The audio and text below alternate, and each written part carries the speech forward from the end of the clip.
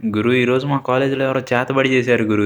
Hello మామ, ఈరోజు మా కాలేజీలో సంక్రాంతి సందర్భంగా ఏవో ప్రోగ్రామ్స్ పెడుతున్నారు అని చెప్పి పొద్దున్నే లేచి నీట్గా రెడీ అయిపోయి కాలేజీకి వచ్చేసామా. రావడం రావడం మన చింటూ బాయ్ వచ్చి బాయ్ బాయ్ నాకు ఆకలి అవుతుంది బాయ్ అన్నాడు. సరే అని చెప్పి వాడికి ఒక బిస్కెట్ ప్యాకెట్ ఇప్పించి ఇంక మన ఎదవలు ఏం చేస్తున్నారా అని చెప్పి వాళ్ళ కాడికి వెళ్తే ఒక్కొక్కడు మోడల్ మోడల్ దోస్తి మోడల్ అన్నట్టున్నారు.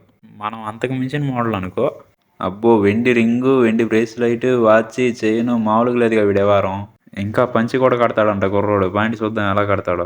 తొక్క వాడిదేం ఉందిలే, ముందు మనం కట్టుకొని చూద్దాం ఎలా ఉండిద్దో. సూపర్గా ఉందిగా. బొక్క మన వల్ల కావట్లే, మనకు వద్దులే ఇవన్నీ.